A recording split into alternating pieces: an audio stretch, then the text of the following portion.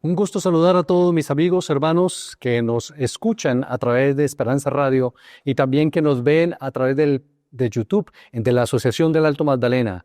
Es un privilegio el poder estar con ustedes nuevamente en su programa Estudiando para Compartir.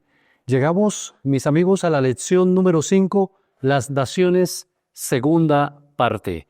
Es un momento muy especial para profundizar en los principios estipulados en la palabra de Dios y que esta lección sea de bendición para todos nuestros hermanos y amigos en las iglesias. Bienvenidos. Bienvenidos a Estudiando para Compartir. Este es el repaso de la lección de Escuela Sabática. Vamos a implementar una oración en este momento, aunque lo hacemos previamente, pero queremos hacerlo al aire con ustedes para abrir la palabra de Dios con la bendición de Dios.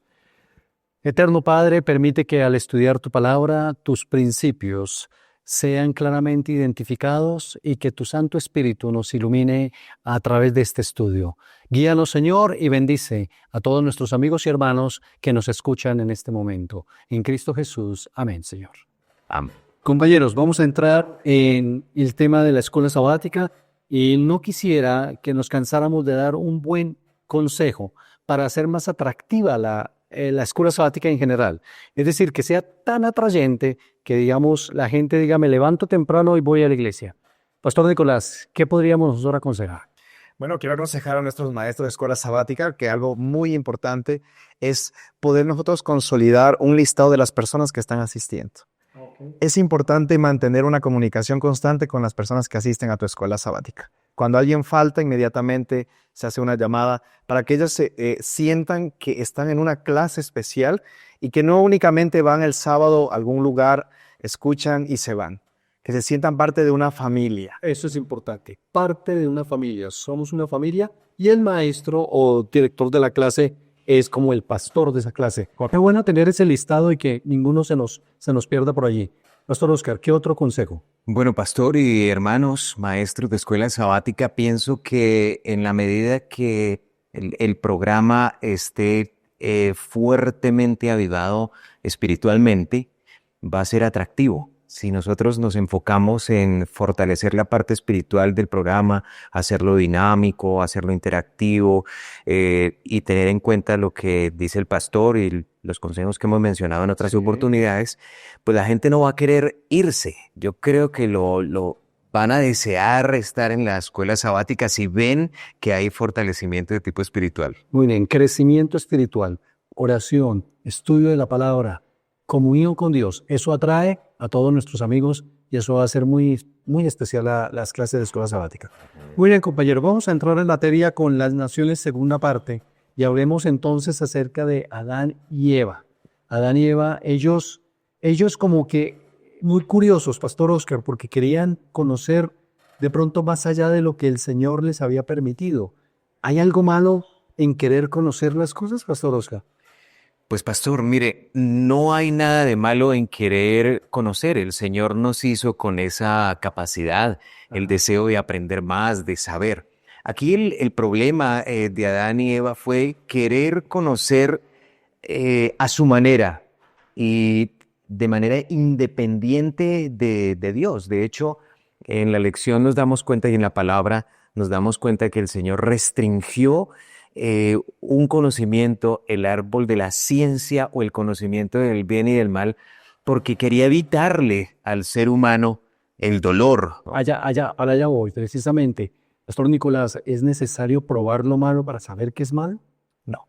Y eso es justamente lo que Dios quería evitar. Pero Satanás, de una manera tal vez muy astuta, como lo hemos visto en algunas lecciones pasadas, quiso que el ser humano se tomase tal vez el atrevimiento de decir que él puede saber qué es lo bueno y qué es lo malo. Entonces estarían poniendo a un lado a Dios y el ser humano estaría empezando a pensar de su propia conciencia, saber qué es lo bueno y qué es lo malo, algo que únicamente lo sabe Dios, y esa es su protección hacia nosotros. Claro. Como Él sabe qué es lo bueno y qué es lo malo, al acercarnos a Dios, Él nos va a dirigir por el camino correcto. No necesitamos probar lo malo para saber qué es malo. Y eso es lo que Dios quería evitarnos. Hay un sistema de gobierno y vamos a entrar en el tema de las naciones, Pastor Oscar Vergara, porque el Señor antes del tema de Saúl, del rey Saúl, etcétera, tenía una teocracia, pero vino la monarquía ¿Qué era lo que quería precisamente evitar el Señor al pueblo? ¿Por qué el Señor no le agradaba que se estableciera este tipo de gobierno? Ok. Precisamente la teocracia estaba establecida para evitarle al pueblo que sufriera, ¿cierto? Cuando el pueblo decide, como lo estudiamos la semana pasada, rechazar el gobierno de Dios para ser como las otras naciones y tener un gobierno como lo tenían las otras naciones, pues se abocaron, se lanzaron a las consecuencias de esas naciones, la injusticia, la maldad, la crueldad, la idolatría. Y ese es lo que quería evitar el Señor. Eso quería evitar. Todo ese sufrimiento, todo eso. Pero vamos a entrar entonces en un tema, bueno, esta semana fue muy profética. Tuvimos estudio de Daniel 2, Daniel 7, Apocalipsis. Comencemos con Daniel 2. Pastor Nicolás, según esta profecía, la humanidad estamos evolucionando o involucionando. ¿Y cuál es el propósito de esta profecía? Claro que sí, Daniel 2 expresa en un sueño que tuvo el rey Nabucodonosor una estatua gigante que está compuesta por varios metales. Pero lo más interesante y lo que también la lección abordaba es que Nabucodonosor en un momento de la historia, él quiso construir, y lo hizo así, una estatua totalmente de oro. No respetó lo que Dios había dicho. Esto quiere decir algo en primera instancia, y es que el ser humano constantemente piensa que con sus esfuerzos va a mejorar las cosas moralmente, va a evolucionar. Sin embargo, la historia nos cuenta que Babilonia tuvo un fin, que Medo-Persia tuvo un fin, que Grecia tuvo un fin, Roma tuvo un fin. Es decir, toda esta profecía muestra que la humanidad, en vez de evolucionar, está involucionando. Okay. Parece ser que está evolucionando por los aparentes avances tecnológicos, pero moralmente estamos involucionando. Me llama la atención lo que dice porque, compañero, en la lección trae un comentario muy interesante de Martin Luther King Jr.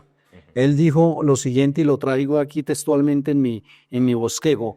Tenemos misiles con precisión total en manos de hombres sin dirección. Es decir, la ciencia pudo haber avanzado, pero el hombre ha demostrado su incapacidad de gobernarse a sí mismo y de gobernar pues con justicia y equidad, que es algo que precisamente el Señor quería evitar, ¿no? Interesante ese punto de vista. Ahora, la semana pasada, compañeros, estudiamos que el pueblo decidió elegir un rey humano por encima del gobierno de Dios. Esto trajo muchas consecuencias tremendas, pero hablemos ahora de Daniel 7, porque Daniel 2 y Daniel 7 son paralelos, tienen correspondencia. ¿Cómo podemos nosotros ver en Daniel 7, Pastor Oscar, la pérdida de autonomía del pueblo de Dios, del gobierno de Dios, comparado con los gobiernos humanos que se estaban en ese momento estableciendo? Ok, pues en Daniel 7 la perspectiva que nosotros tenemos de la historia del ser humano y de los gobiernos que ellos tuvieron es la perspectiva divina, ¿cierto? Eso es lo que vemos en Daniel 7, la perspectiva divina. ¿Cómo ve Dios esa actitud del ser humano de gobernarse a sí mismo? Como unas bestias, ¿cierto? Sin raciocinio, sin comprensión, sin entendimiento. Me llamó mucho la atención un pasaje de Romanos que está citado en la lección en que se trata también la profecía de Daniel 7, donde se pone en evidencia cuál es la circunstancia o cuáles son las condiciones espirituales del hombre. Israel perdió autonomía tan pronto rechaza el gobierno divino. Inmediatamente él se lanza a las consecuencias de no seguir el criterio o los parámetros establecidos por Dios. Sí. Entonces, lo mismo que le estaba ocurriendo a las naciones del entorno, empezó a ocurrirle a Israel. Okay. Daniel 7, de hecho, describe cómo a lo largo de la historia el pueblo de Dios fue oprimido por imperios que pretendían usurpar la posesión divina. Exactamente lo que Dios había determinado para tener paz, seguridad, justicia, bienestar. Daniel 2 y Daniel 7 son dos capítulos paralelos, podríamos decirlo. Sin embargo, Pastor Nicolás, Daniel 7 le agrega unos elementos adicionales. Nosotros sabemos ya la profecía y apreciados maestros quizás no tengan el tiempo, no vamos a tener el tiempo de explicar esas profecías a detalle en una lección de 30 minutos. Pero sí sería interesante mencionar los reinos y al final como Daniel 7 le coloca, digamos, unos reinos, un reino que es el que estamos viviendo ahora, porque llega Roma y en Daniel 2 viene la piedra, pero en Daniel 7, ¿qué sucede, Pastor Nicolás? Ahí en Daniel 7 nos habla de unos reinos más específicos, ¿no? Creo que sí, en la última parte del sueño o de la visión se especifica que el mundo se va a dividir específicamente en 10 reinos, lo que ahora ya conocemos como Europa. Exactamente. Pero lo más interesante es que dice la Escritura que estos reinos no se van a volver a unir nunca más. Okay. Van a querer hacerlo, pero no se van a volver a unir. Y creo que lo hemos visto a través de la historia. Los reinos en este mundo quieren hacer alianzas, pero las alianzas no funcionan. Cada uno está trabajando por su lado. Intentan unirse, pero no funciona. Y por lo menos de ser humano muchas veces ha intentado esa unidad o esa unión, pero no va a funcionar. Va a haber una aparente unidad, pero esa unidad nunca va a ser o nunca se va a consumir en algo específico para la bendición del pueblo de Dios. Perfecto. Ahora, ¿y cómo van a terminar esos reinos? Aunque es una pregunta que tenía para el final, pero me parece que encaja perfectamente aquí. ¿Qué sucede? Daniel 2 llega hasta el momento de Roma y viene una piedra no cortada con mano humana. Pero Daniel 7 también habla de detalles. ¿Cómo terminan todos los reinos humanos, Pastor Oscar? Pues de hecho dice la palabra en Daniel capítulo 7, el versículo 9, estuve mirando hasta que fueron puestos tronos y se sentó un anciano de día, su vestido era blanco como la nieve, el pelo de su cabeza como lana limpia, su trono llama de fuego y fuego ardiente las ruedas del mismo, y hace una descripción acerca del juicio, ¿no? Okay. El cierre de los reinos es ese. Es el juicio que trae el Señor. Que establece el reino de Dios. Sí, a partir del cual. Porque a partir de ese momento, preciados amigos que nos escuchan y hermanos, allí en la clase, muy importante hacer énfasis en esta semana, que todos los reinos humanos perecerán, pero que el reino que el Señor va a establecer será eterno. Amén. Eso es algo importantísimo y en ese reino estamos todos cordialmente invitados a participar con nuestro Señor Jesús para siempre. Qué hermoso eso, ¿no? Me parece importante. Compañero, Pastor Nicolás, la simbología bíblica es interesante, pero no podemos nosotros especular en cuanto a los significados de la simbología, ¿no? El mismo símbolo se interpreta en la Biblia, ahí mismo. ¿Qué interpretación tiene entonces la tierra y el mar según las profecías que estudiamos esta semana? Muy bien, estas dos interpretaciones son interesantes. En primera instancia, el mar tiene una representación a las naciones gentiles, airadas y llenas de conflictos, Sí. según Apocalipsis 12 y 13. Mientras que la tierra va a representar una aparente estabilidad o un refugio, pero al final esa estabilidad o ese refugio se va a convertir en una persecución para el pueblo de Dios. Entonces se va a cambiar esa estabilidad religiosa, esa aceptación religiosa por una persecución, porque se va a levantar también una nación en específico que aparentemente al principio va a abrir sus puertas para que tanto la libertad religiosa se dé, las religiones puedan estar tranquilas, pero después va a actuar de una manera peligrosa atacando al pueblo de Dios específicamente. Precisamente para allá va mi comentario siguiente y quisiera, Pastor Oscar, que usted lo ampliara. Porque Apocalipsis capítulo 13, el versículo 11, dice de la siguiente manera, un texto que sugiero sea leído y explicado en la lección el próximo sábado. Dice, después vi otra bestia que subía de la tierra. Tenía 2 cuernos semejantes a los de un cordero, pero hablaba como un dragón. Pastor Oscar, ya el pastor Nicolás nos estaba mencionando que hay unas naciones que le abren la oportunidad al, digámoslo así, de libertad, de que lo recibe, porque las aguas en la profecía son como persecución, como luchas, como muchedumbres, conflictos. Pero la tierra es como algo más, es tranquilidad, es sosiego, aparentemente. Pero acá dice que en la tierra va a surgir dice aquí una bestia, dice también una bestia que tiene la característica que parece como un cordero, pero habla como un dragón. ¿A qué hace referencia y cómo lo podemos entender? Bueno, ese segundo poder profético, cuando nosotros estudiamos a profundidad esa profecía, representa a los Estados Unidos de América. mientras que la primera bestia de Apocalipsis 13, que surge del mar, ¿cierto? Representa a las naciones de Europa. El viejo continente estaba poblado, había luchas, había cierto mercado, intercambio, etcétera, y todo eso es representado por el mar, por las aguas.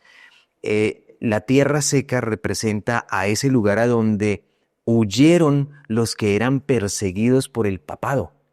Estamos hablando del siglo XVII, XVIII, Es más o menos. 16, 17, 16, 17, ok.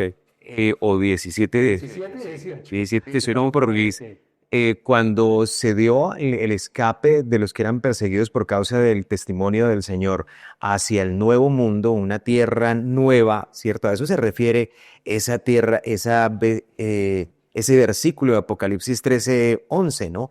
La bestia que surge de allí, ¿por qué dice que es como un cordero?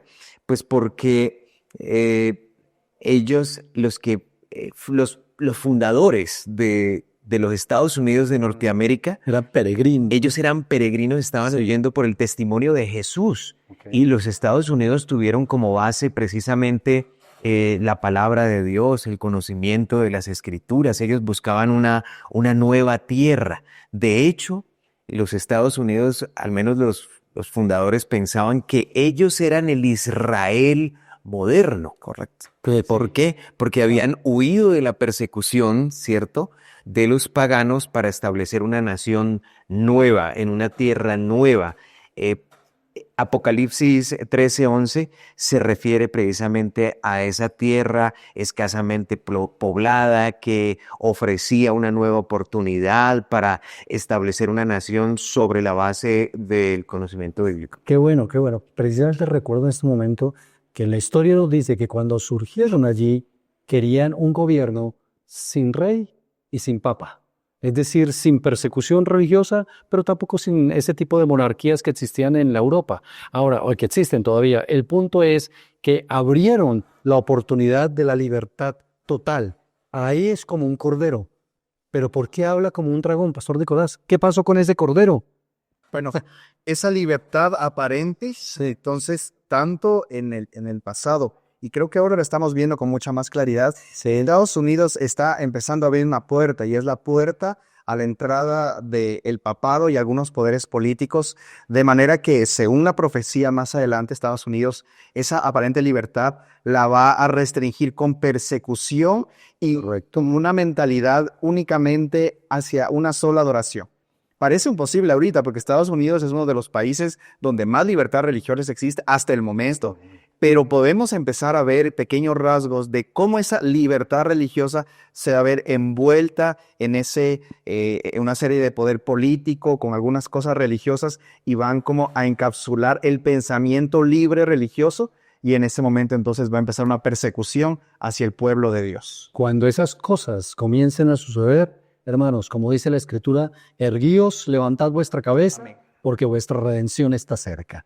Y ese es un punto fundamental de explicarle a nuestros hermanos en la lección este sábado. Pastor Oscar, pero en esta época que estamos hablando, surge el concepto, y la lección lo traía, de la iglesia remanente. ¿Qué es la iglesia remanente y cómo surgió esa iglesia? La iglesia remanente sencillamente es ese grupo de fieles que, a pesar de las circunstancias que los rodean, se mantienen obedientes a los mandamientos de Dios y tienen también el testimonio de Jesús, ¿no? Esa es la iglesia remanente. Okay. Siempre Dios ha tenido un remanente. Para entender un poco el concepto de remanente, pues esa palabra significa resto o lo que queda. Por ejemplo, en el tiempo del diluvio, el remanente fue constituido por Noé, su esposa, sus 3 hijos y las esposas de ellos. Ese fue el remanente, ¿no? Sí. El Señor Jesús hizo alusión al tiempo de Noé, hizo alusión al tiempo en que Lot fue sacado también de Sodoma y Gomorra, ¿no? En el tiempo de la destrucción de Sodoma, el remanente estaba constituido por Lot y su familia, aunque fue un remanente más reducido, unas circunstancias difíciles, ¿cierto? Pero a lo largo de la historia que narra las Sagradas Escrituras, Dios ha tenido siempre un pueblo y no es diferente en la actualidad. En la actualidad también Dios está preparando un pueblo para dar testimonio acerca del regreso del Señor Jesucristo. Es un pueblo que tiene las mismas características que ha tenido el remanente desde siempre.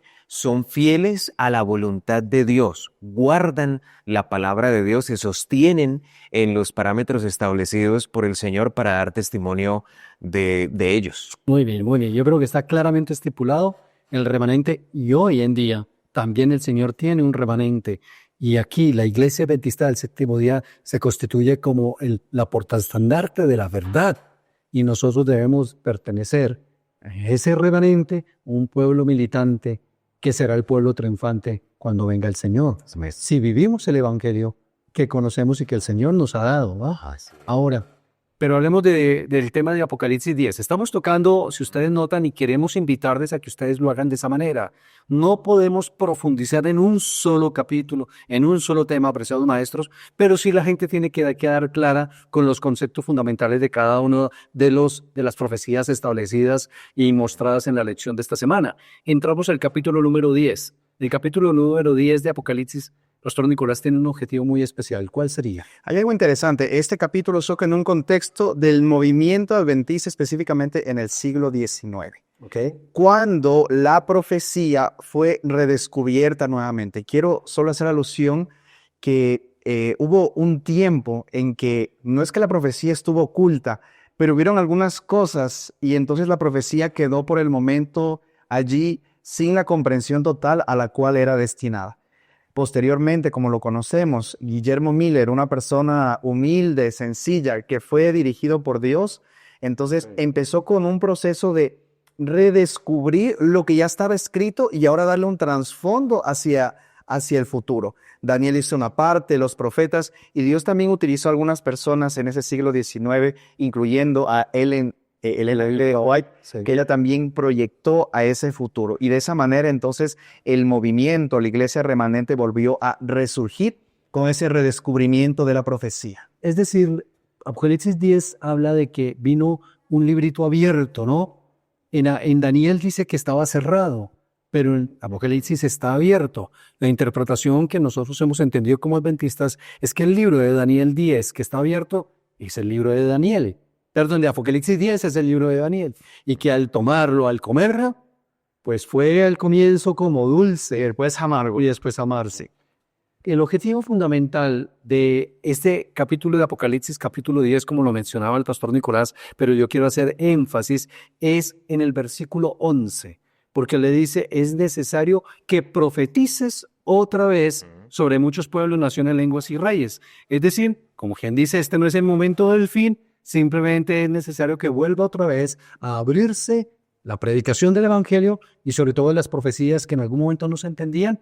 Ahora en estos tiempos se van a entender y se van van a ser la luz para el pueblo. Pero pastor, hay un texto en Apocalipsis, el capítulo 10, el versículo 4, que dice que se oyeron unos truenos. Dice, cuando los 7 truenos hubieron emitido sus voces, yo iba a escribir, dice Juan, ¿no?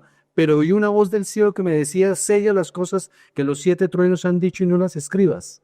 Sin embargo, hay personas que dicen que sí saben lo que los truenos dijeron. ¿Eso es posible, pastor? Pastor, eso no es posible. O sea, cuando la palabra del Señor da una declaración como estas, no debemos nosotros pretender descubrir lo que Dios ha dejado cubierto. O estaríamos entonces en las mismas circunstancias que Adán y Eva en el jardín, cuando el Señor dijo, no coman de aquello, ¿cierto? Podemos entrar en el terreno de la especulación, y la especulación cuando se trata de comprender la palabra de Dios y en especial la profecía no es buena. La especulación para nada es buena. El Señor dijo, sella las palabras, eso significa que no había posibilidades ni hay posibilidades de saber de qué se trató lo que dijeron las 7. Pero nos dice, una vez escuché a un predicador decir, esa era la fecha de la venida de Cristo. ¿De dónde sacó esa afirmación, no? No se sabe, es especulación. Claro. Yo estuve consultando un poquito a Ranko Stepanovic, que es estudioso del Apocalipsis, y él decide exactamente eso, ¿no? Pues entrar a especular qué fue lo que dijo Dios a Juan que no escribiera, pues es un error. Es como pretender tratar de saber qué fue lo que Pablo vio en su visión, que el Señor que Pablo luego dice cosas que no es posible que el hombre diga, ¿no? Por supuesto. Entonces, ahí entraríamos en el terreno de la especulación que no es correcto. Gracias, gracias. Yo creo que el pastor Oscar ha sido muy claro, la lección es clara, la palabra de Dios es clara. Hermanos, en la iglesia adventista no se acepta la especulación. Apreciado oyente, mi amigo, si hay algo que tiene la iglesia adventista es que estamos basados en un así dice Jehová, en la palabra de Dios. No especulamos de nuestras doctrinas, sabemos en dónde estamos, hacia dónde vamos, porque el Señor nos lo ha revelado, pero no vamos más allá de la revelación del Señor. Eso tiene que estar supremamente claro para todos. Pastor Nicolás, ¿qué texto a usted le parece importante que nuestros hermanos maestros no dejen de estudiar en esta semana? El texto clave me parece Daniel 2, 34, 35 y el versículo 44 y 45, en donde una vez más se recuerda que el reino de Dios destruirá todos los reinos humanos y será solo un solo reino eterno, estable y justo. Eso es importante. Es decir, ese texto es básico para poder entender de que el reino del Señor es el que estamos esperando todos y el único justo y eterno que va a existir, ¿no? ¿Qué otro texto usted sugeriría, Pastor Oscar? Bueno, pastores, a mí y compañeros que nos escuchan, a mí me llamó mucho la atención precisamente Apocalipsis 10:11, donde el Señor dice, es necesario que profetices otra vez sobre muchos pueblos, naciones, lenguas y reyes. ¿Por qué? Porque ese pasaje marca un punto de inflexión o de transición, ¿cierto?, en la comprensión de la profecía. Viene o señala el momento del gran chasco del pueblo adventista previo al nacimiento de la iglesia adventista del séptimo día.